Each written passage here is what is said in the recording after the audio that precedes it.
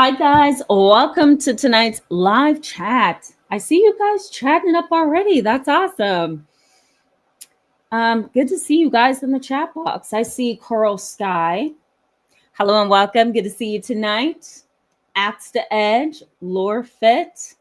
Very happy Mondays. Hello and welcome. Glad to see all of you in tonight's live chat. April May and Gio Castillo. Hello and welcome. Good to see you as well. Good to see you guys. And I also see Petite LaBelle. I don't ever remember seeing you. So welcome to the chat. And if you've been here before, forgive me. And I also see Keith B, who's jumped in a little bit early. Good to see you. Welcome to tonight's live chat. Guys, I don't have any issues on my end. So I'm thinking maybe we should just go ahead and jump in. I'm going to strive for wrapping up at 8:20 p.m. Eastern time, just so you know, kind of, the time I'm looking at to kind of slow the conversation down a little bit. So let's jump in, guys. This is an interesting topic, and I always love this topic because most of you who are new to my channel, you may not be aware that I studied forensic psychology all throughout my higher education. I studied and majored in psychology, but I also majored in forensic science. So I did a lot of research in my school that was around criminal justice, forensic psychology, really identifying and testing people who would in some way pull the insanity defense in court. So I learned a lot about that process, the legal process. And for a while there, I really thought I was going to go on and become an attorney, but not your typical attorney, the kind of attorney who has a lot of understanding of forensic psychology and also carries a degree in psychology. But I decided to turn off that road and go a different route. So tonight's live chat incorporates a lot of my background and kind of where I was going to go before I said, you know what, I'm just going to be a psychotherapist and help people get themselves out of the ruts that they are in, So, but you're going to hear a lot of my background here because we're going to touch on criminal behavior, cruelty. What does that look like? What is it? What isn't it? And what is the process by which somebody can actually be cruel to us? Because when you're dealing with family or you're dealing with, just someone that you're in a relationship with and you think they're nice, they're kind, I'm not going to have any problems with them. The scary part is you go some miles with them and then you start to realize, wait a minute, they are manipulative, they're controlling, they're hurtful, they're selfish, they're self-centered, egotistical, arrogant, prideful. And then you start coming up with all these different things and maybe things that you didn't think that you would have to look at, even in family. You may look at a family member, a mom, a dad, a sibling, and say to yourself, wait a minute, am I really seeing this? Is my mom, is my father, is my sister, my brother jealous of me? How is that even possible? And when you come to that conclusion that there's some dynamics here it's not a healthy dynamic whatsoever, you may then start thinking down the road of cruelty, that some of the behaviors that you have been victim to is the result of cruelty, and it's not just the result of somebody being mean, somebody being impartial, somebody being discriminatory, somebody being, favored over you. It could very well just be the simple fact that that person engages in displaying and using cruel tactics, behaviors, and dispositions against you or when dealing with you. And so we're going to talk tonight about what are those common behaviors that are actually defined as cruel, so that you guys aren't necessarily trying to figure out what's cruel and what isn't, So you'll have the definition of that tonight. And then I also want to highlight some research for you guys and the impact that being around a cruel person can actually have on you. It's a pretty impactful impact if I can say both of those things at the same time, that can happen to you. It can be a rather destabilizing impact because of how close the relationship is. We don't think our family, our friends, somebody we're in a relationship with, we don't think they're going to be cruel. But psychology begs to differ, especially forensic psychology. So let's jump in, guys. I see you guys signing on. Juby Joe here. I'm taking a mental break, guys, believe it or not. Juby Joe says they love to make you the problem. Yeah, why wouldn't they? You know, it's easier. It's easier when it's like that. Hi, Napalm 1334. I'm not getting into comments right now. I was just going to point out Juby Joe because she's right. They do love to make you the problem. It's called blame shifting. And blame shifting is what they do about 95% of the time. The other 5%, they may say they're responsible for something, but for 95% of the time, blame shifting is what they do. And that's actually an impact that they can have on you. They can kind of push you into this box, you know, where you have now been placed under the burden of being blamed. And it's not a very fair thing. Let's start from the beginning of this live chat. Okay, guys, when we're talking about cruel individuals, there's always some kind of interpersonal tension. Why? Because cruel behavior is not just an emotional term, but it's also a legal term. So you're probably going to be around a person who is going to be in trouble with the law, that's going to do something to you that's not going to be okay, that you're going to have to report to the police. You may find that this is an individual that you've had to call Child Protective Services on, or you've had to report to law enforcement, or you've had to really protect your life and your space and your safety around. These kind of individuals also tend to be in confinement for a long period of time in their lives. So we're not talking about just incarceration, but we're also talking about rehabilitation. Because if you're suffering from some kind of severe mental illness, so say schizophrenia or some kind of intense delusional disorder that impacts your ability to recognize reality, to engage in reality, to have healthy relationships, it's possible that this kind of a person can be institutionalized in a place where they're becoming healthier over time because they're being rehabilitated. So an individual can be in confinement in a mental institution, in a rehabilitation center, and even a medical center that can help a severely disabled adult manage their life and get around.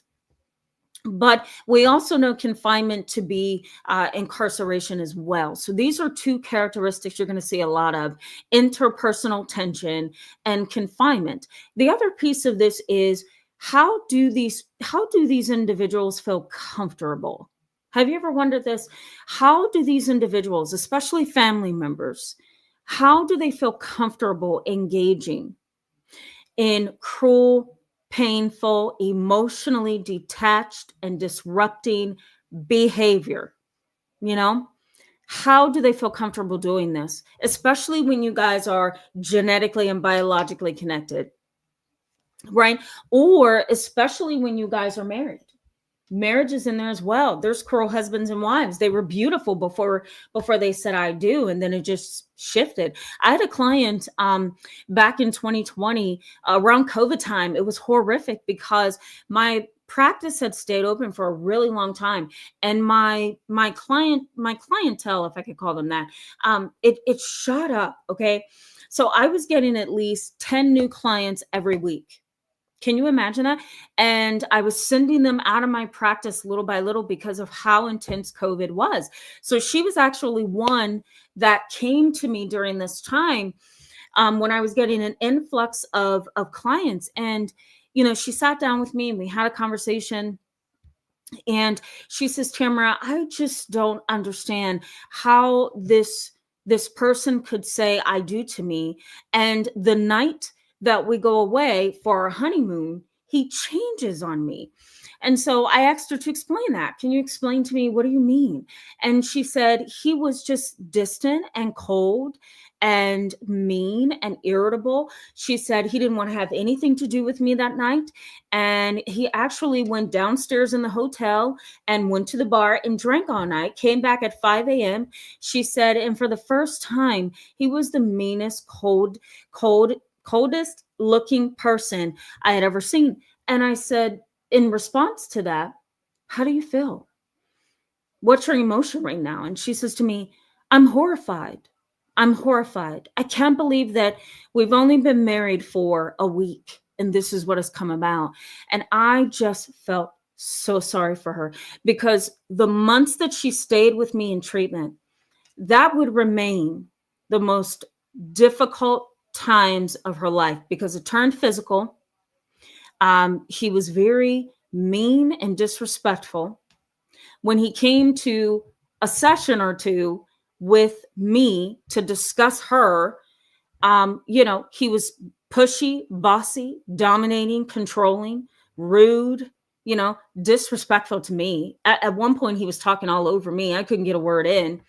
And I had to stop him, and I asked him the question, are you trying to talk over me? And he says, oh, no, I'm sorry. I said, no, you don't want to talk over me, because that's not appropriate, because I will end this session. I'm not going to permit you to abuse me and her at the same time in this session. And she just broke down in tears. She was like, I can't believe that I'm married to you. The list goes on. Nothing but horror was at the core of that relationship. And you could feel that in the room, between the two of them. And so the question she asked me, I'm going to go back to that, was how could he turn this way so quickly? And I explained to her that research suggests, and this is for you guys as well, research suggests, and I've seen this in clinical practice, that dehumanization is at play here. It's at the core of cruel and unusual punishment, dispositions, and behaviors toward others. Dehumanization. Research in psychology suggests that the number one reason why cruel behavior is so easy for people to engage in, even if they aren't at the core a sociopath, a narcissist, or a psychopath, it still makes it easier for them to be cruel to other people. It's dehumanization. When you don't see another person as a human, but rather you see them as an object, right? Or as a subject, not a human being with feelings, thoughts, and emotions, or needs, desires, and wants. If you move all of that out of the way and you embrace the fact that, you know what, they don't measure up to me, then it can be easier to treat them in a cruel way. And so this even goes for family members, adult children of emotionally detached parents or abusive parents. Dehumanization is at the core, and dehumanization is what makes it easier for crimes to be committed as well. So we have massacres, right? School massacres. If you dehumanize the population, if I dehumanize Kelly over there, if I dehumanize Bobby over there, and Professor Want, then I don't have to worry about my plan to enact a massacre on a school or on a place of business or in a club. We've had that lately as well. And that's because of the dehumanization process. The more that person becomes cruel and harmful and mean and cynical, it makes it easier for them to just look at everybody as less than them. And it makes them, feel like they can do whatever they want to do, because you have now been dehumanized. You have now become an object that has gotten in their way. You've become an object or a subject that blocks them from where they want to be. And so they dehumanize you. And this can happen through not just massacres, but genocide, right? In our history, bullying, harassment, intimidation within a family violence, domestic violence. Dehumanization is at the core. Now, there is some research that also suggests, guys, that, hold on, let me get back to the chat box. Whoops, almost hit the wrong button. what was I trying to say, guys? My goodness. Oh, there is some research that suggests that there is a neurological piece to the puzzle that we have in the frontal cortex, in the decision-making area of the brain. We have the orbital frontal cortex. And I was going to call it something else, but I'll stick with that. And basically, this is a part of the frontal lobes, because the frontal lobes are behind the forehead, and the orbital frontal cortex is kind of near the eye sockets, if you will. So it kind of sits a little low. If you can think of how a brain looks, this is kind of the brain. I don't know. My professors used to have me ball my fist, So this is kind of like the frontal cortex. Okay. The orbital frontal cortex is right kind of underneath that. And what happens in there is an interesting process. And that's being able to pause and think, pump the brakes, not be impulsive, process things in a higher order. Ooh, I'm struggling here, guys. A higher order fashion, logical, rational is what I'm trying to get out. That part of the brain makes it possible to do that. So it makes it possible to really engage in logical thinking, So with individuals who are cruel, though, the research says that there's reduced activity there in the frontal cortex. They don't have the ability to pump the brakes, to process things, to really take their time. There's also increased activity in the amygdala. And the amygdala is that almond-sized structure in the middle of the brain. So if we're looking at the brain like this, guys, the amygdala would be here, like kind of like in this area here. Does that make sense? And so it's a little, literally the tip of your finger is the size of the amygdala.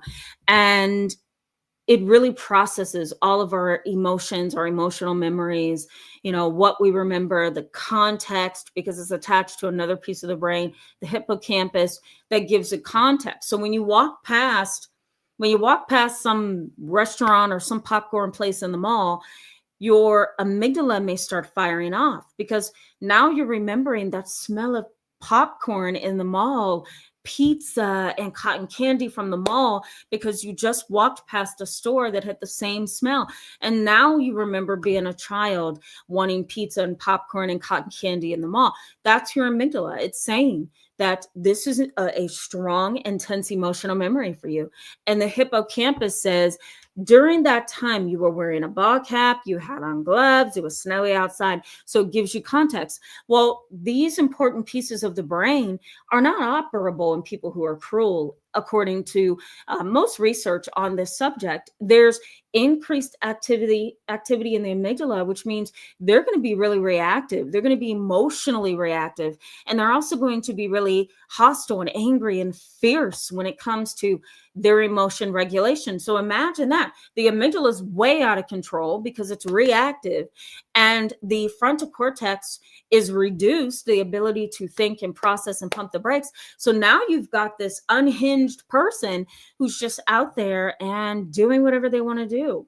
And we're going to talk about that a little bit later, just very briefly. I call it the road to sociopathy, because there's a lot of linkages, if you will, or correlations between disorders that can show you how a person can come from typical everyday person to unhinged to criminally insane or just completely dangerous, right?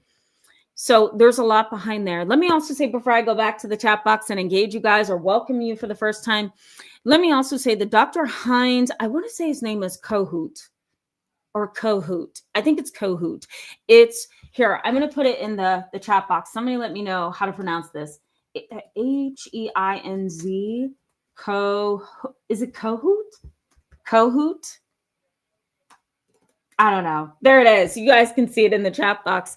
Well, anyhow, this doctor interestingly called criminal behavior and really cool and cruel individuals fragmented. He said that sometimes you have these individuals who are just fragmented. It's like 1 minute they're okay. They're going about life normally. They seem to be fitting in. They seem to be healthy. They seem to be engaged. They also seem to be law abiding. And then they're fragmented. And there's another piece of them over here where they are mean and cold and rejecting and angry and hostile and even dangerous, right? And guess what? Even murderous, right? We know that. Shootouts. There was just one in my local area, in an apartment complex. It was horrible. It was all over the news. Massacres. That's another thing. You may say goodbye to a kid for the day. Have a good night. I'll see you tomorrow. That kid may not necessarily see you tomorrow because he's going to go home and plan a massacre and then come back and shoot and kill everyone. So even murder could be a piece of this fragment. You have this side of the person, but then the person is fragmented. And so now there's another piece of them that is really hard to understand. Now, there's also Dr. Simon Cohen. He's another one. I'm going to put his name in the description box as well. Dr. Simon Cohen.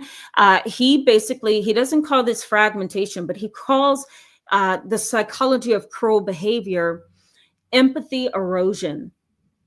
Empathy erosion.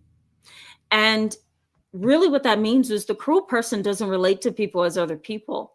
They relate to other people as objects. And if I see you as an object, if your father sees you as an object, if you're what's the word I'm looking for? I won't say what I was thinking of saying because I think they may confuse things. Let's say you have a mom who's narcissistic, judgmental, cruel, right? She is not, if she starts to see you as an object, she is not going to see you as a human being. So you are not necessarily her daughter. You are not necessarily her son, because that part of her awareness has now gone back somewhere else. That's way back in her subconscious somewhere. What's right in front of her for now is that you are an object and you are getting in her way, or you are an object and she wants to control that object. But there is no sensibility. There also is no awareness sometimes that that's my daughter, that's my son, and I'm mom. Sometimes that doesn't occur to them. It's not clicking. Because the reality is they are experiencing what Dr. Simon Cohen calls empathy erosion. It kind of erodes over time. It goes away. It gets buried. It gets pushed to the background somewhere, because at this moment, that parent, that family member, that relationship partner is seeing you as an object and not necessarily a human being with feelings. Once we break that down, guys, doesn't it become more clear as to why it could be so easy for people that we know, we love, we care for, we're biologically related to, we're married to? Isn't it interesting how these people can turn from appearing like they should be loving or being loving sometimes, and somewhere down the line they shift because the dynamic has shifted? And part of the reason why is they are dehumanizing you, right? So there's dehumanization in there. So they're not going to think about how this is going to hurt you. They're not going to think about your reactions. They're not going to think about repairing or destroying the relationship, because you are now dehumanized. The other piece of this is cruel behavior is intentional. It's very, very intentional. So if you've got an unhinged individual, right, with reduced activity in the part of the brain, the frontal cortex, where they're supposed to be able to process things and, think things through and, make better decisions, if that is reduced and the amygdala, all of their emotions are increased, then you've got an unhinged individual. They are also fragmented, right? So they're split in half, which makes it really difficult for you to see that person as maybe you once did. And lastly, that we focused on in this section is empathy erosion, right? Their empathy is just no longer there. So you are an object to be controlled, to be manipulated, to be triangulated. You are not a person with emotions. And that's really the definition of cruelty from a psychological sense. In tonight's live chat, guys, briefly, before I go back to the chat box, we are going to talk about common behaviors, a little bit of research, and then the impact. Okay. All right. Let me go back to the beginning here. Forgive me, guys. I'm kind of tired tonight. I did some gardening before I got on here, and I probably should have done it. That tired me out. Rochella, hello and welcome. Good to see you in tonight's live chat. Mark Lee, good to see you. Welcome back tonight. Finding Dory, hello and welcome to the channel. I don't remember seeing you, so it's good to see you. Lay, hello and welcome. Good to see you, and thank you for becoming a member of the channel. I don't remember seeing you as a member, so thank you for that. That's so kind. Kyra knows, hello and welcome. Good to see you. Jonathan Lomax, hello. Good to see you. Glad you could catch another live. All right, we're going to keep moving. Yes, you're welcome. Oh, I'm sorry. I'm looking at another comment. Kyra knows. Yes, good to see you as well. Good to see you with the dabs. Totally love it. Sorry, I put you up there and I'm looking at somebody else's message. Jessica J, hello and welcome. Good, you got a notification. Maybe YouTube heard me yesterday, you know? Mark Lee, awesome. Thank you so much. Yeah. Philomena L. Alethin. Oh, this is a hard one. Philomena. I'm just going to leave it at that. Philomena, I hope I said that correctly. If I didn't, forgive me. And I share your sentiments. I love this. I love this topic as well. Good to see you, GB Joe. Good to see you. I think I welcomed you earlier. And thank you, Kyra knows. That's so sweet. Yeah, you're welcome. You're welcome. I was actually, I'm going to be honest with you as I go along here. I was pretty sick last night. My mom was like, Tamara, don't do another live chat. I feel like I'm always telling you guys I'm sick. Last night, because I'm still going through testing, last night I had terrible cardiac spasms. And if you know what that feels like, you know, it's kind of like something's grabbing in your heart and just like literally squeezing the living daylights out of your heart. And I just don't know what to do in that moment other than relax myself, go take a bath, you know, go take a shower, go drink some tea, take a nap, sit down and just cool off. And I just couldn't get rid of it last night. And so I was up until maybe 3 a.m. if I'm not overestimating. And my mom was like, don't do YouTube tomorrow. And I'm like, I have to. I love them. I do. I have to do it. So Kyra knows. Thank you for saying that. That's so sweet. I just love seeing you guys, and I love interacting with you and teaching you, and also just giving you insights, because if I had these insights so many years ago, guys, I probably could have been a lot wiser in some things. You know what I mean? So Axe to Edge, hello and welcome. Good to see you. I feel like I've already welcomed you, but maybe I didn't. Ooh, look at you downloading the what? Look at you downloading the ICD-11. For those of you who are not aware of what that is, it's the International Classification of Disorders, and there's an 11th edition. And in the ICD-11, you will find some of the diagnoses that we talk about, but cannot get diagnosed with in the United States. So the ICD has complex PTSD. It also has possession trance disorder. If you didn't see my video on possession, go ahead and check that out after this live chat. But the ICD is pretty interesting because it is literally, you ready for this? Literally the biggest guide on disorders in the entire world. The DSM is the United States only.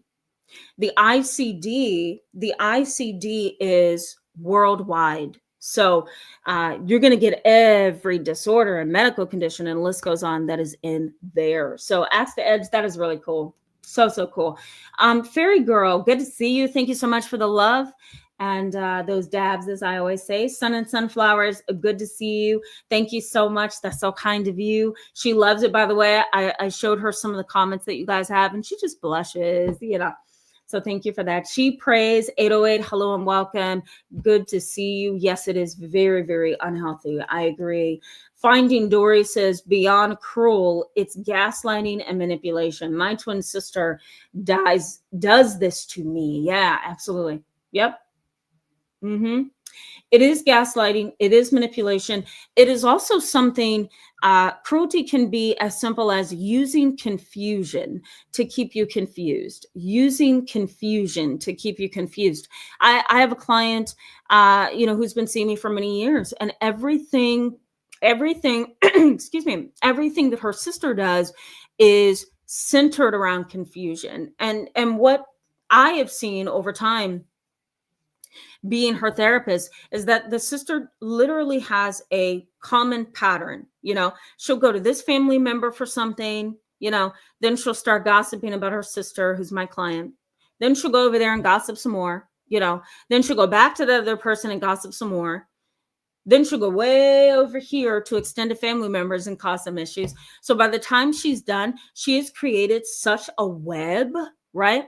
That the web that she has created stirs and maintains the complexity of the whole family dynamic. So finding Dory, even, what's the word I want to call this in a clinical sense, even triangulation, and manipulation of other people through rumors and gossiping, that's a part of that as well. Yeah, it's pretty bad when you really see what happens in these family dynamics. Patrick Black 1, hello and welcome. Good to see you in tonight's live chat. Napalm 1334, I think I said hello, but good to see you. Welcome back. Ellie Wynn, good to see you, my friend. Nicole B, good to see you back as well. Actually, Jovial, good to see you. And thank you so much. I appreciate that. Gift from my mama. April May, yep. I think I said hello to you. Okay, bear with me, guys, because I'm a little bit far behind in some of the comments. Laura Fitz says, they will post a picture of a party you wasn't invited to. Not being aware of the tactic can be hurtful. They are wicked. I'm happy to learn about this and to uncover the wickedness. Yeah, absolutely. I mean, they can. I've seen this in clinical settings where, my young clients, my teenagers or my kids will say, Ms. Tamara, my friend didn't invite me to the sleepover, and she's supposed to be my best friend. So why didn't she invite me over? And then she'll show me this poor kiddo that I have now. What she did is she'll show me a picture where her friend says, here's what we did last night at the sleepover. And what it does is it kind of segregates that other person, right? It separates them from the pact, right? And that's where the pain stems, So you're right. It is wicked and evil. Like, how else can you define that? I can't think of a clinical way that would be explanatory to describe what behavior that is. It really is kind of cruel, right? Here's something going on over here and you weren't invited, but here's the photo to show you how we were at the party. No, there's no other way to describe that. You know what I mean? Hanifa El Amin, hello, and good to see you back tonight. I love to see you guys back. 100 degrees, Jessica J. I think that's why I'm struggling too. Like, it was really hot outside. I went out there to literally do some pest control. And by the time I got around to the side of my house, I nearly collapsed. Okay. No, I'm kidding. I'm just trying to be facetious. But I'm like, why is it so hot out here? So I looked at my watch and it literally said, you ready for this? 99 degrees. 99 degrees. Oh my God. Sun and Sunflower says 10 new clients every week. Yes. I had a long waiting list. I still have a waiting list, but my waiting list was out the wazoo. It had to be 20 to 25 clients were waiting to be seen, and Sun and Sunflowers, I was in a really busy area too, like a business district. So I think I was on the main drag too, as people are going to Target and Walmart. So that kind of added to it as well, I think. But that is a lot. MNL Odell, good to see you back tonight, my friend. Hello and welcome. Okay. Let me keep moving. The Good Glow, good to see you back. Welcome tonight. A and B, good to see you back as well. Welcome. Looking for comments, guys. Oh, thank you so much, Jessica J. I appreciate you. This was a bad hair day. No, I'm just kidding. Thank you, Jessica J. I appreciate you. Fairy Girl, dehumanization.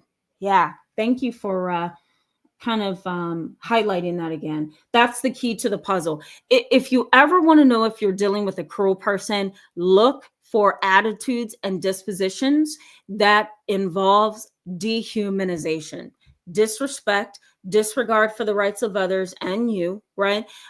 Doesn't seem to have any boundaries and doesn't care what they do to harm you. There's no other way to define it, right? Dehumanization. You are no longer a human to them. Napalm 1334 says dehumanization is oddly common in the States, it seems. My European friends have a very strong culture and safety net against that kind of stuff. That's amazing. That's wonderful, Napalm 1334. Wow. That's amazing. Patrick Black says dehumanization of a human to harm and neglect just because is not normal. I agree. It is not normal. I agree. Keiko D, hello and welcome back tonight. Keiko D says, I'm stuck at my parents and all they intend to do is lead me on, saying they will do things with me, when in reality, they have no plans to do anything with me besides force me to work crap jobs. You may have finished that, but I got to find you because you're probably buried. Ooh, I can't find you. I can't find you. But Keiko, I'm just going to go off of what I have. You mentioned this yesterday, and it sounds to me as if there's some procrastination in this. There's a really tough family dynamic here. And it's not really easy for them to come together and join forces with you and make some of these things work. You know, there's definitely something else going on there. I don't know if you were the one yesterday that shared that your dad, I think, was it you? It may have been somebody else. The dad says, you know, he wants to go out and do things, but he gets distracted. I think that may have been you. If not, correct me. But it sounds like there's a lot going on here for sure. For sure. I'm sorry you have to keep going through that. Sylvie, I'm gonna just keep calling you Sylvie until you correct me. Good to see you. Welcome back to tonight's live chat. All right, you're my last one before we go back to the content. Actually, Jovial, Tamara, is it the direct or covert manifestation of these characteristics that causes worse psychological effects? Okay, so let me answer that. Yes. Yes, I would think the latter makes it more difficult to even address as gaslighting wants to cover tracks. Right. Yes, I would say that if the person is passively or indirectly cruel, that is going to intensify the effects of the actions on you. So if the individual is passively or indirectly cruel, that is going to increase the intensity of the impact that it has on you. You know, sometimes if that cruel behavior can be observed by the eyes or sensed by intuition, it may not have as much of an impact on you because you kind of have a little bit of a quote unquote heads up as to where that person is, right? You know, you kind of can learn who you're dealing with if you can kind of see some of their behaviors. But if you've gone so many miles with a person and you don't see that behavior rising, you know, and you're under the impression that they're one way that they're not, the intensity of that reality can be very impactful, you know, and it can cause cognitive dissonance, right? So it's hard for you to kind of hold in your mind two opposing views. This is a loving, nice, caring person who donates, but then they also close the door, slam the door, use profanity, gets high, gets drunk, and beats the family up. How do those two things correlate? And so cognitive dissonance says, this is really disturbing the balance of my mind and the balance of my heart. So I'm just going to put that bad person over there, and I'm just going to embrace that this is a nice person that has had a bad couple of incidents, you know. Kind of like a person who's been in domestic violence situations. They'll say he didn't mean to do it, or she didn't mean to do it, and they did mean to do it. You know, it's kind of like you cover the tracks for that person. So I don't know if I made myself clear there, you know, but I do think that if I can at least see that you are a certain way, then I have a little bit of a heads up. But if I don't see you, almost like a shark in the ocean, right? And you're slowly encamping upon me, or you're slowly getting close to hurting me, that would be a huge impact for me. So I guess my short answer would be yes. That would be yes. Okay, let's get back into the content, guys. What are some of the common behaviors? Here's what psychology calls them. People who are cruel. They display predatory behavior. Think about a predator. What does a predator do? A predator identifies their victim, right? And they study their victim. They just don't identify their victim. They study you, you know? They identify you. Okay, I'm going after that person over there. Then they study you. Now, what kind of disposition, mindset does that person embrace the most? Well, based on what I've seen so far, I need to be proper. I need to be prim. I need to be open. I need to be kind, selfless, right? So they're literally plotting and premeditating the kind of disposition they need to have in order to deceive you. So they identify you, they study you, then they execute your plan, or they execute their plan, excuse me. That is a predator. They execute their plan, and it goes on for however long they intended to go on for, until it falls off, right? Or something is found out, or something is made known. And then things get worse from there, right? So they are predatory. They may also groom you. If they identify you, study you, what's the other one? Initiate things with you, right? Or actually get things started, then they're also going to groom you, because that's the only way to maintain that dynamic.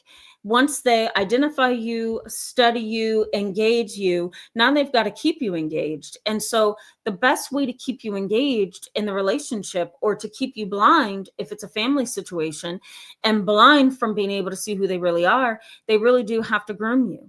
And grooming really is like literal grooming. You know, if you think about grooming a dog or grooming a pet, right? You take that nice like brush, right? And you groom their fur, and you just keep grooming them. And some pets, you know, they're so cute. They are falling asleep or dozing off as you're grooming them, right? And so that's kind of the psychological concept here, that the predator then grooms you. And they do that by complimenting you, buying you things, making you feel special, manipulating your thoughts, feelings, and behaviors, you know, engaging in criminal activity, and asking you not to say anything. I've seen, you know, clients who have come to me deal with that as well. So they groom you, and this is why they are a predator. The other thing here is they tend to have an unrealistic view of others. They don't seem to understand, even though you may be engaging in cruel behavior in this relationship, in that relationship, in that relationship, and you get away with it, doesn't mean that you're going to come to my doorstep and deceive me, because my eyes may be more open than the last person that you deceived. But cruel people do not think that way. People who engage in cruel behavior, which is intentional, bullying, intimidation, family violence, manipulation, right? And deception and control. That's all a part of being cruel. So if that cruel person, right, thinks they've gotten away in various situations by being cruel and being very emotionally detached, they're going to try it with you. And so they have a very unrealistic view of people. They don't understand. Everybody is not going to be deceived by you, but that's what they think. They also seem to have a lot of situational factors that gets in the way. Situational factors like substance abuse. You know, most have a criminal record. They've come from traumatizing and abusive and domestically abusive families or households. They tend to be in poverty sometimes, or have, little to no money, which can kind of add to that cruelty because they're angry and they're resentful, and they're hostile. But these individuals have a lot of issues with conduct. They don't know how to be in society. They aren't just deceptive with you. They're not just deceptive with me. They're also deceptive with law enforcement, judges. There's no respect for authority. It just doesn't exist. And that's how they can engage in very cruel behavior, because there's no boundary there. There's nothing to hold them back. If you think about it, most of us, we have a conscience, and we don't want to lay down at night, get in bed, and everything is off, and we close our eyes and we see we've done something wrong. We don't want to get pulled over by the police and disregard somebody who has to go home and go to his or her own family, right? So we have kind of those social parameters, those social boundaries that kind of holds us in check. But a person who engages in cruel behavior, they don't have that boundary. So everything they do is a disregard for the rights of yourself and others, and even for themselves. And part of that disregard for the rights of others, including you, is a conduct issue. Let me show you what this looks like. For those of you who are new to the channel, you don't know that I do this, but sometimes I give you visuals because I want you to kind of see this. This is literally called the road to sociopathy. So bear with me, because a few times in the past, I've had somebody say, really, you think ADHD is criminal? And I've had to really break it down. So bear with me with this one. Let's talk about briefly this individual who is cruel. They have conduct issues. They don't know how to have that boundary that kind of holds them back. They're kind of uncouth. Is that the word I'm looking for? It might be. They're unhinged in a sense. Remember Dr. Heinz Kohut, if I'm saying that correctly, he calls it fragmented. They're kind of split down the middle. So here's what that sometimes looks like. So you have a person, okay? You have a person who may have ADHD. So let's say before that person becomes an adult, between the ages of 5 and 18 or 5 and 19, that individual may have ADHD, attention deficit hyperactivity disorder, or they may have ADD as an adult, attention deficit disorder. So let's say this individual is impulsive, okay? They're angry, forgetful, lack self-control sometimes. Self-control, if I can spell. All right, I'm going to show you this in just a minute. This is a visual. Impulsive, angry, lack self-control, forgetful. I'm going to say poor decision-making. Okay, they have poor decision-making abilities. Come on, M-A-K-I-N-G. All right, so we're going to leave it at that. That's ADHD. ADHD, impulsive, angry, forgetful, lack self-control, poor decision-making. I'm also going to put risks, because sometimes people with ADD or kids with ADHD, they can take risks. They don't have that thing that holds them back and says, what if you wreck this car? They don't care about that. So if ADHD is not, or ADD is not properly cared for, and there's no medication, there's no therapy, there's no kind of rehabilitation to kind of help the person manage the inability to remember things and control impulses and not take risks and just pump the brakes to make healthier decisions, if that is not something that they can do, then we're looking at an individual, primarily an adolescent, who can develop a disruptive behavior disorder, okay? So a disruptive behavior disorder would be something like ODD, so oppositional defiant disorder. And that would be angry and moody. Think of those kids that you've seen. Angry and moody, unconsolable. I bet you I misspelled that. Meaning you can't console them, okay? Because most kids with ODD, oppositional defiant disorder, they tend to have a very cranky, irritable, angry temperament, And so it's not easy to just say, come on, let mommy hug you, right? Or come on, bud, let's go do A, B, and C. That's not going to be easy to do with these kids, okay? Because they are angry and hostile sometimes, irritable. They also like to annoy, okay? They like to annoy others, right? And get a reaction, okay? Excuse me, they like to get a reaction.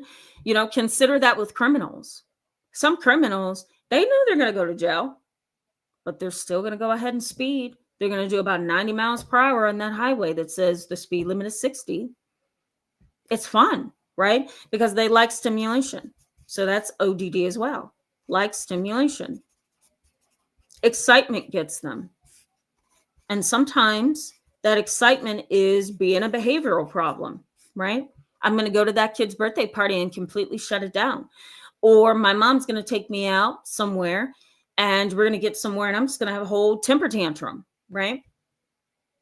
So that's ODD. Now, if oppositional defiant disorder is not properly cared for, right? It's not treated. Then we go to conduct disorder. Okay, guys? Conduct disorder is disregard for others. I'm just writing this down to give you a visual. Okay, disregard for others. Pyromania. Do you guys know where pyromania is? Pyromania. That's fire setting. But it's fire setting that has caused extensive damage, number one. Fires are set to please the self, right? It's kind of like a heroin addict, As soon as they get that drug in their veins, they're calm. They feel more like themselves. Well, people who engage in pyromania feel the same exact way. They strike that match or they rub that wood together and there's the flame. And it's like, here we go. That excitement is back again, So I used to treat kids who had pyromania when I was in a clinical setting. And it was the most terrifying because when I would ask them questions about fire setting, their eyes would widen and they would get so excited. And I would sit there and look and I was just in amazement that this is how these kids, these kids kind of function. So there's a disregard for others. There's pyromania. There's animal cruelty. Okay. Animal cruelty, harming pets, killing birds, frogs, squirrels, whatever they can get their hands on, abusing a dog, hitting, screaming, kicking, not feeding appropriately, putting them out in the cold temperatures or the really hot temperatures, right? So there's animal cruelty. There may also be running away, right? There may be rape or assault, okay? And these individuals may also be criminal. And there's really the road to sociopathy. And so at the end of the day, it's antisocial personality disorder. I want to show this to you. Here's the outline, guys. See that? Oh, there we go. ADHD, all of this right here. ADHD on the left. In the middle is oppositional defiant disorder. And on the right side is conduct disorder. Okay. And then all of that equals antisocial personality disorder. And that is typically how a cruel individual comes about. That is really most likely the most common road that they go through to come from ADD or ADHD to oppositional defiant to conduct disorder, then to antisocial personality disorder. Some kids literally walk that entire line and they become that sociopath or that psychopath that we all call a sociopath and psychopath. And then they engage in cruel behaviors. And they've already, imagine this, they have already, over the course of all of those diagnoses, they've already gone through the dehumanizing process. How? Because ADHD makes it really likely that they're not going to pump the brakes. They're going to be impulsive. They're going to be inattentive. They're going to make poor decisions. And if that is not treated and properly managed, then they're going to kind of graduate to a variety of symptoms that makes them irritable, hostile, angry, right? Vengeful, retaliatory. And if that is not kept in check, right, then you've got a cruel individual who's going to graduate again. And they're going to graduate to not being able to control their conduct in society. And they're not going to be able to function like they should. Those are the stalkers, right? Those are the people who set fires. Those are the rapists and the individuals who go out and get a disorderly conduct charge. Those are the alcoholics that get behind the wheel and they drive, right? And so conduct disorder is saying this is kind of a series of negative, cruel, and dehumanizing behaviors that are being engaged in. And if that is not properly managed or rehabilitated, then we're going to hit 18, 19, 20, and we're going to become an antisocial individual who has his or her own way of creating trouble for other people in their adult life. And that's really and honestly sometimes the exact footsteps of a cruel person. Now, let me highlight something before I go back to the chat box, and then we talk about the impact on you, and then we wrap up. Let me say that this road to sociopathy that I kind of outlined for you, in a way, sometimes, and this is some of the research on this too, which is in the description box if you want to go back and see it. But some research suggests that road to sociopathy is created or exacerbated by a parenting style. So let's say, for example, your sister has taken that road to sociopathy, and now she's a 25-year-old individual who's been diagnosed with antisocial personality disorder. She's cold, she's callous, she's manipulative. She's been through a lot of trauma, and it really does feel like she is split in the middle. She is a fragmented kind of a sister, right? So this is your sister. If mom was permissive, meaning I let my daughter do whatever she wants to do. Early sexual experiences. She was pregnant, but we went and got her an abortion. She could do drugs and alcohol in the home as long as she's at home. She can have boys over. Boys can sleep in her bed, right? So a very permissive, kind of loose parent that says, I don't have any real boundaries and rules for you. I'm not going to hold you to any boundaries and self-respect. So let's say this young lady has that kind of a mother. Dad may be the total opposite. Dad may be a Hitler. He may be what we call authoritarian. He's a Hitler. You're going to do what I say, and you're going to hear me, or I'm going to punch you, fight you, hit you, threaten you, lock you in your room, like very harsh punishment. Some research suggests that parenting styles can actually cause this series of emotions and behaviors and thought processes that can lead to a developing person who engages in cruel behavior. And a lot of times it's because they've become mad, they've become angry, they've become hostile, cynical, and to kind of trap you in their net, is a part of their behavioral repertoire, meaning that they trap you in their net. This is what they do. This is their everyday behavior. And once they get you trapped in their net, just you wait, because you're going to then be dehumanized, harmed, neglected, manipulated, and you're not going to know what's happening probably until it's too late, because cruel individuals often are manipulative. And they know exactly what they need to do to pull you in and to get close to you. So that's something I think that's important. If you have a specific parenting style, if you have a sibling that seems to be cruel, look at the way mom and dad or whoever raised you and your sibling. Look at them and what kind of parenting style they may have had, because a lot of times, as the research is suggesting, this is the case. Okay, let me go back to the chat box, engage you guys a little bit.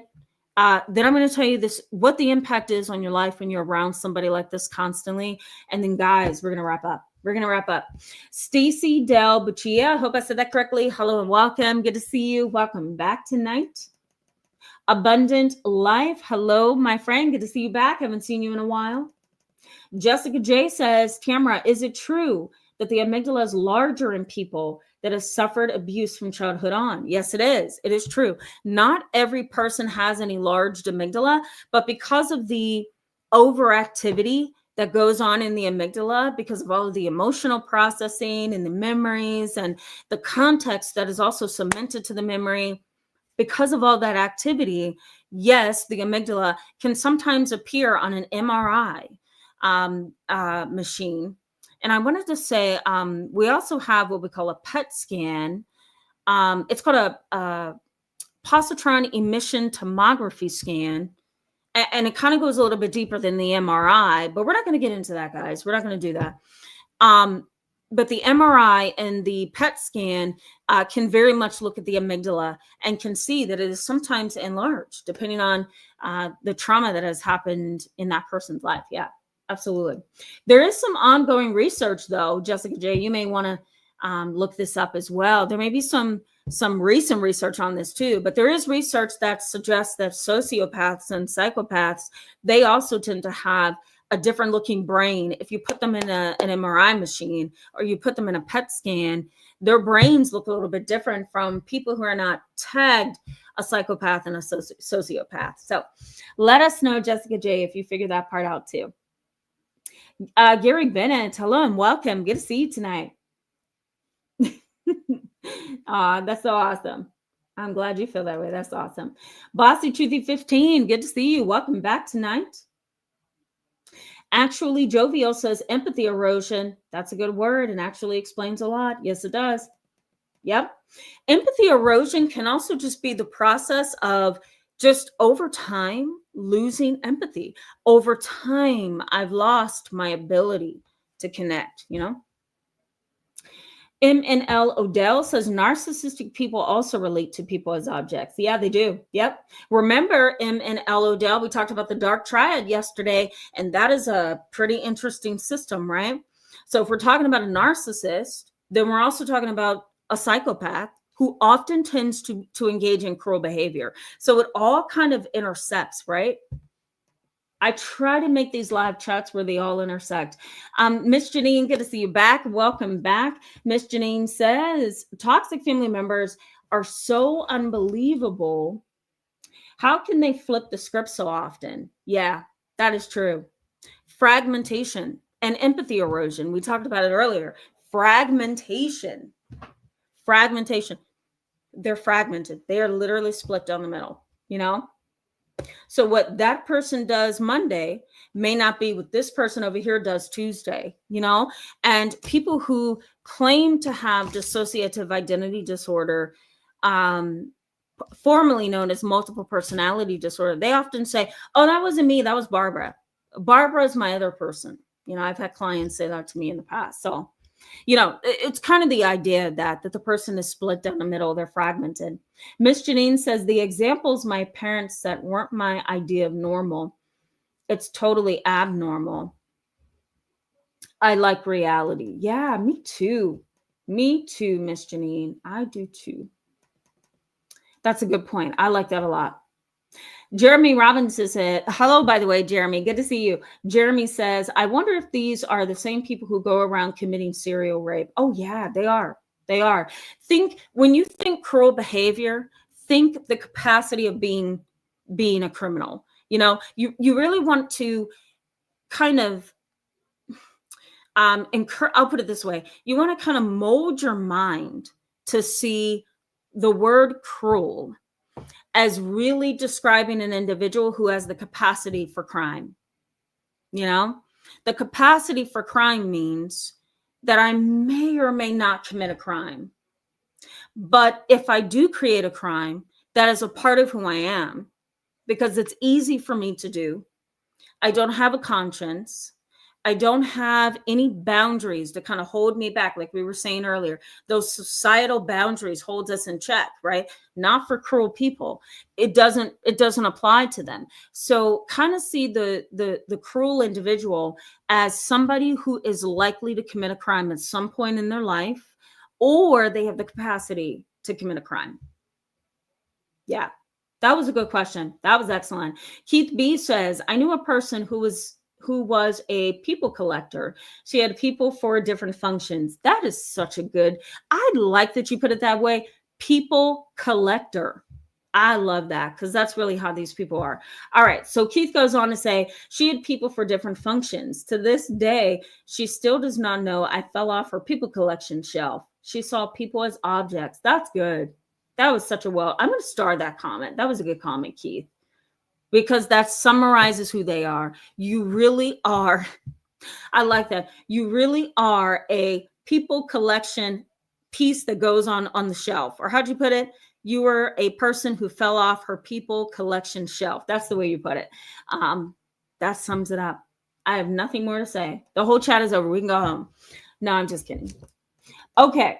That was awesome, Keith B. Thank you for pointing that out. The Good Glow says, witnessed a stranger berate and belittle a sales clerk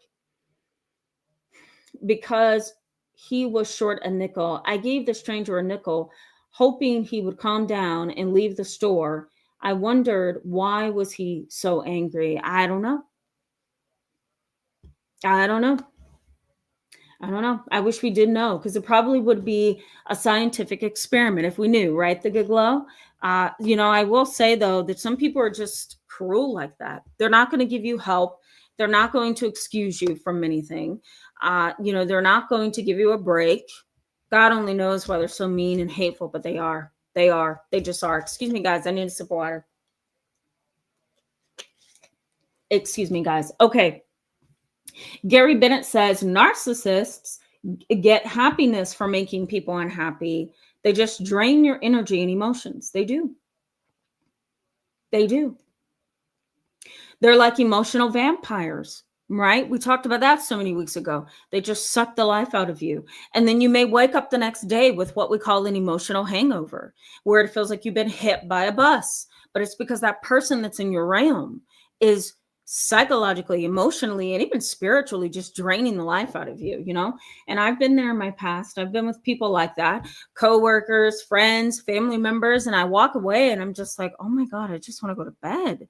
Somebody just turn the lights off, close my door and let me sleep, because they're just so draining. It's horrible.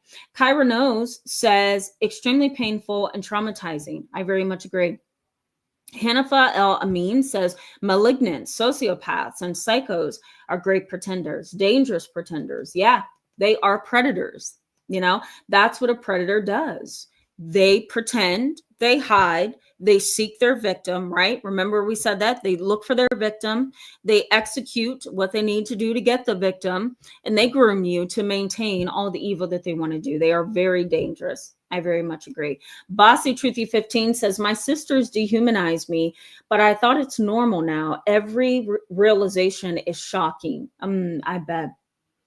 I'm sorry to hear that, Bossy Truthy 15. It sounds to me as if you're going through what a lot of people go through. Nobody wants to consider the person that they are connected to as being cruel, right? I certainly wouldn't want to, look at extended family members and say that was a cruel person. My uncle was cruel. My cousin was cruel. My grandmother was cruel. Nobody wants to do that, right? So to a certain extent, the realization is there to kind of wake us up and say, here's the correct label that should have been applied to this individual. But because of social conditioning, wanting a good family or a spouse, hoping they weren't what you thought, all of that, fantasy, desire, needs, wants, all of that gets in the way and it blinds us.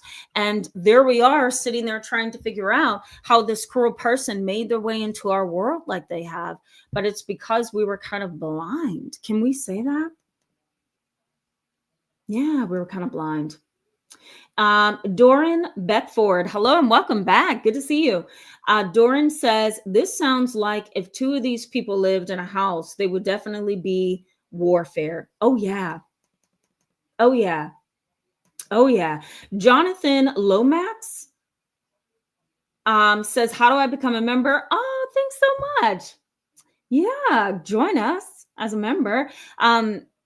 Maybe whoever is a member can kind of direct him better than me. But if you choose to become a member of the channel, which I greatly appreciate if you do, all you do is look for the join button. So sometimes you have to look, like if you click onto a random video of mine, it'll say subscribe and then it will also say join. or you may have to go out of my channel and click back into my channel, and the join button should be there. I will post a join button in the community section at the end of this live chat if that can be helpful. So thank you guys for becoming members. I love having you as members, and there are perks to becoming a member. So you'll get all that information if you hit the join button.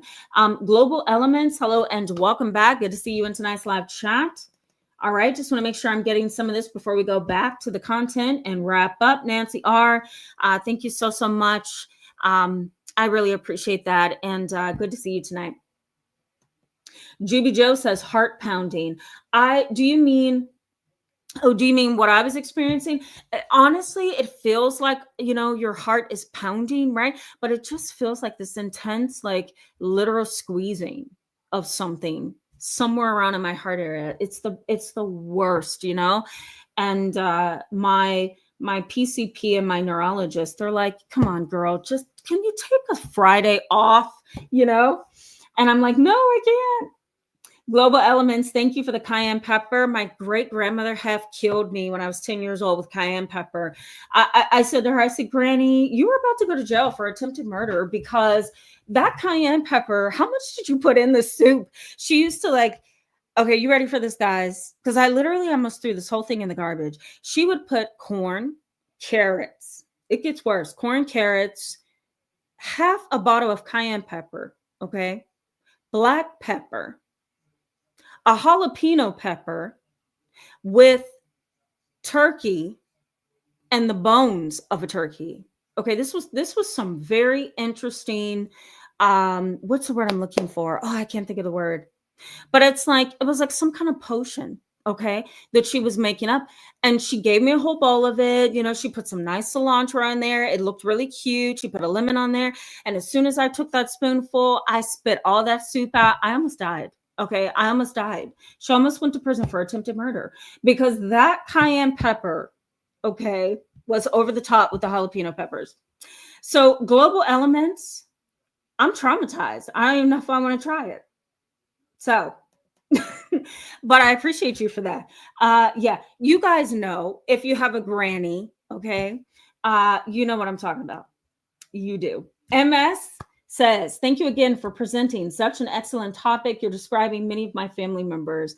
Thank you for that. And you're welcome. It's a hard topic, right? When I do the outline and the research and I kind of sit and I take notes before I come on here to talk about these subjects, I look at them and I think we need some humor, which is the reason why I give you true stories from my life that are humorous. I want to make you laugh a little bit, kind of get your mind off of some of what we talked about a little bit. It can really impact you, right? And especially if you're right in the storm with a person that you consider cruel, it's hard, right? Yeah. Kyra knows, thank you so much. I really appreciate you. It comes and it goes. It comes and it goes, So it's like I could be outside doing gardening and it's like, oh, not that pain again. You know what I mean? So thank you, Jessica J. That's so sweet. Thank you. Get behind everybody else who does, Jessica J. No, I mean, I love my work, and I love being help and being a different energy in the field, Okay. So that makes it hard for me not to work. Stacy Del Buccia, thank you so much. I really appreciate you. I appreciate all of you. Let me give one more comment about the content, and then I'll give you the end of this so we can wrap up. Sylvie, you're very welcome. Yes, you're welcome. You're welcome. Thank you, Garrett Bennett. Much love to you and all of the rest of you. I really appreciate you. Yes, I will. I'm going to do that as soon as I get off. I will. Fairy girl.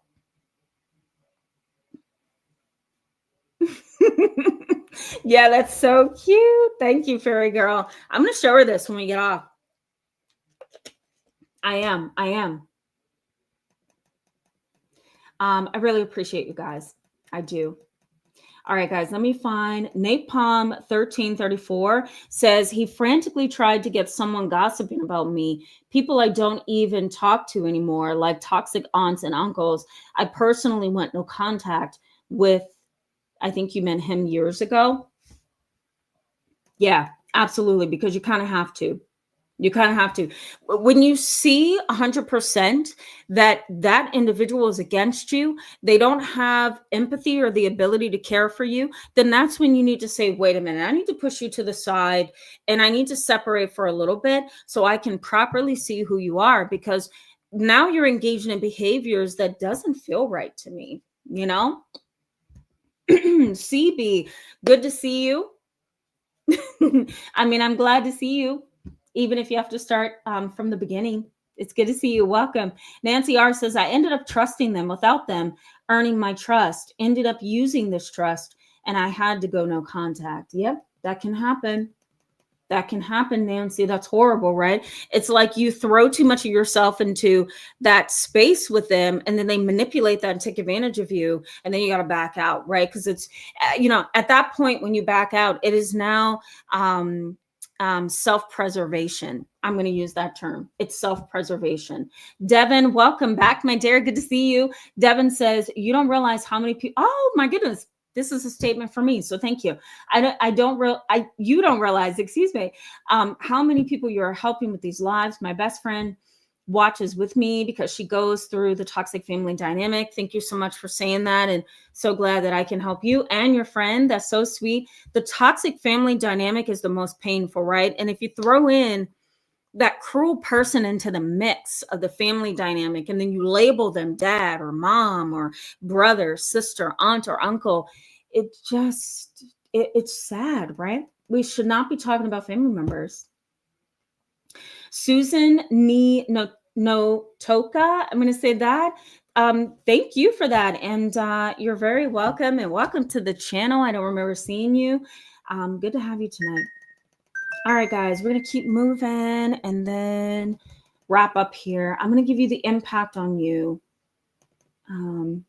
Susan Notoka says, I have been struggling with depression and fibromyalgia.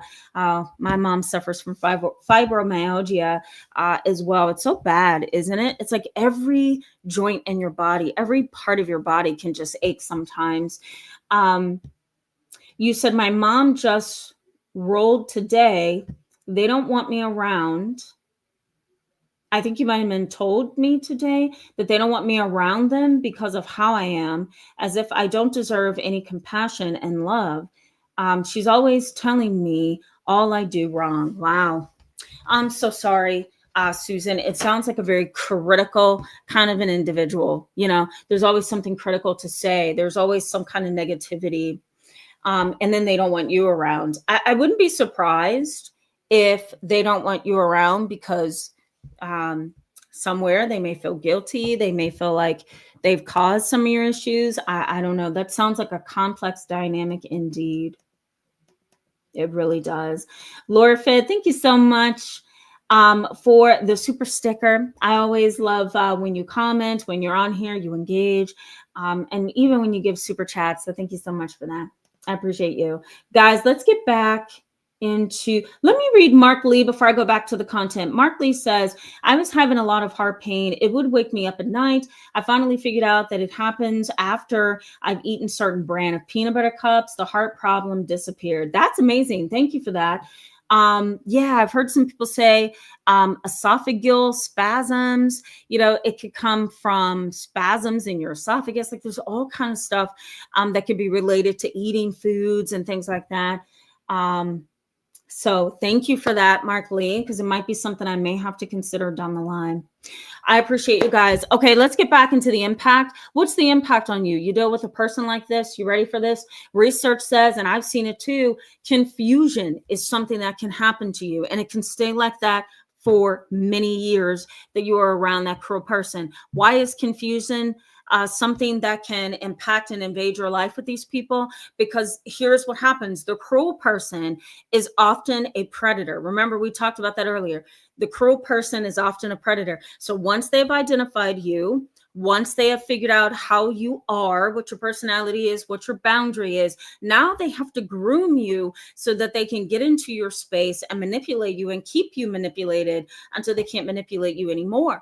And part of the manipulation period involves confusion. So confusion can be part of the tactic to kind of keep you lost, kind of keep you confused, kind of keep you tired and drained and just angry and having all these different emotions. An example of this is a father that I had at least 8 to 9 years ago. I had just started private practice, and he came into my practice, seemed like a wonderful father until his 19-year-old daughter and his 12-year-old son came in.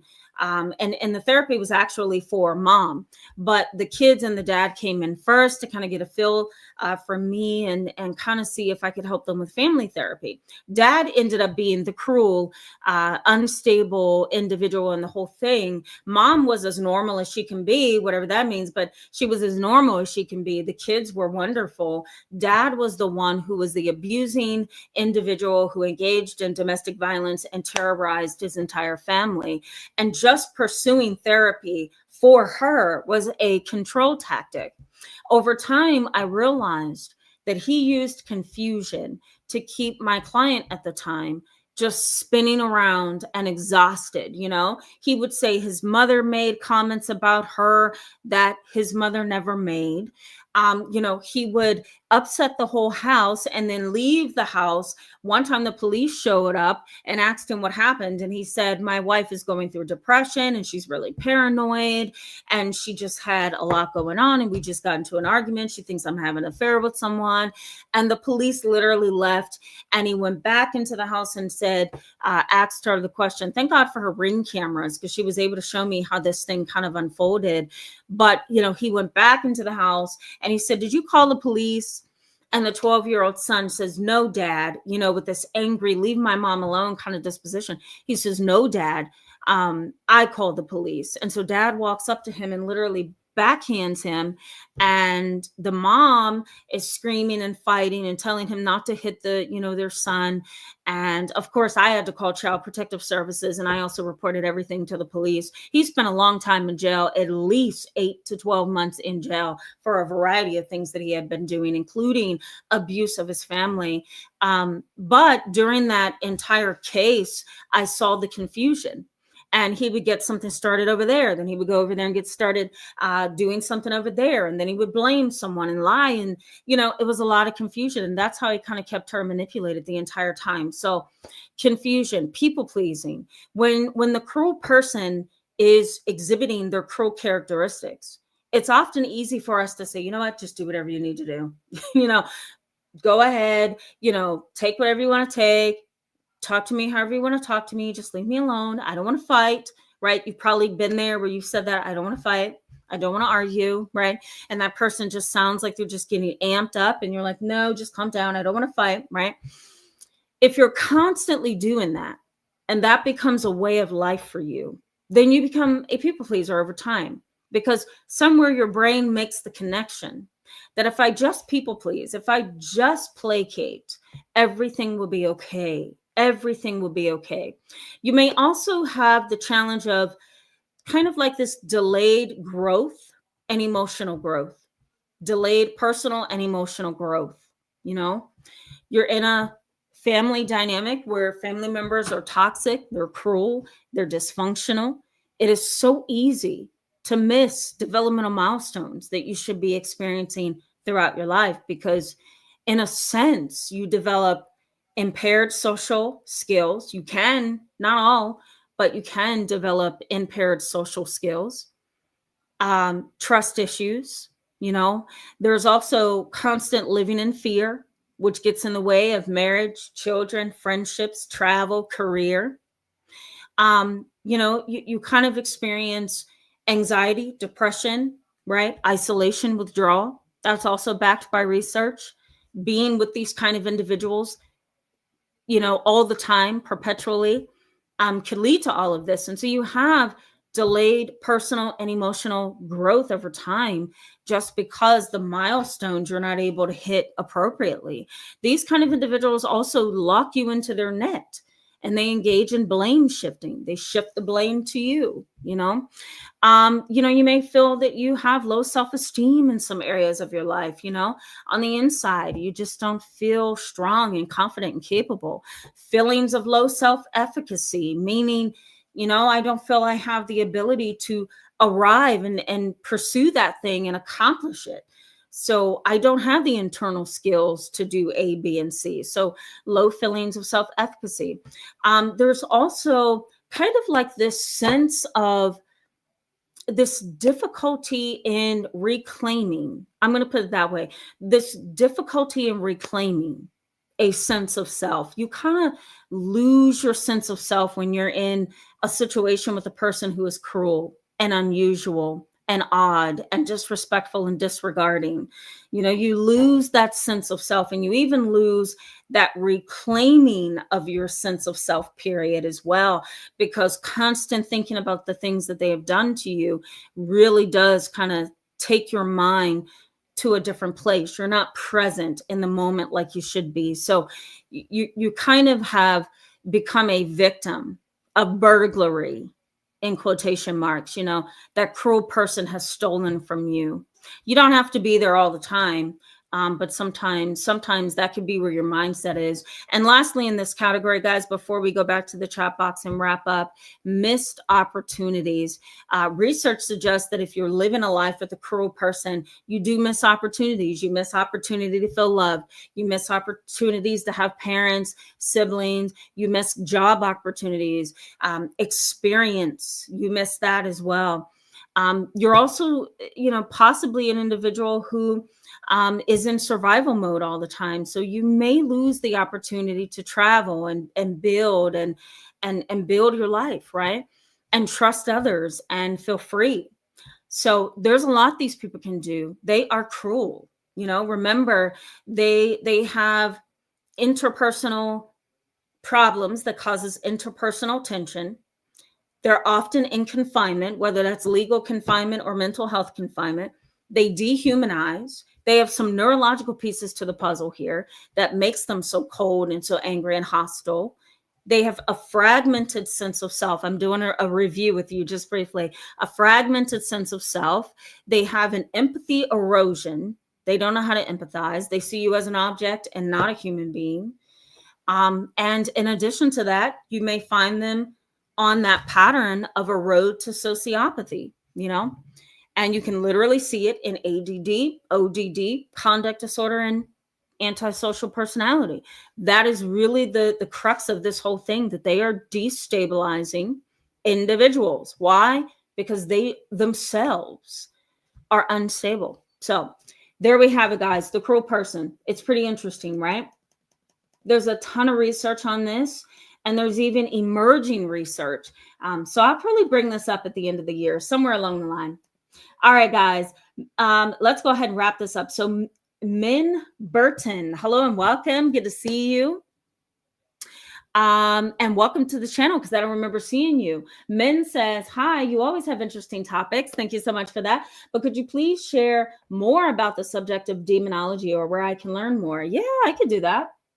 There's a book that you might want to look into. It's a very old book, men, and it's called Demons in the World Today. You may want to look at that one.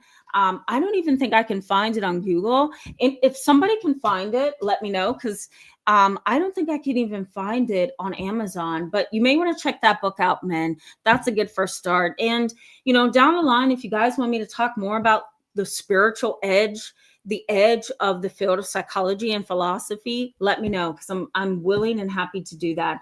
MNL Odell says, I wonder if in some cases they may be passing on bad treatment or behavior they've experienced. I'm going to star that comment, MNL Odell, because that's an excellent question, because that is exactly what research says, that it is learned behavior. We call it modeling. And so a parent, a sibling can model that behavior to the child growing up, or with adults. It's kind of like a group think kind of a thing. We're all in this group, so we're groupies.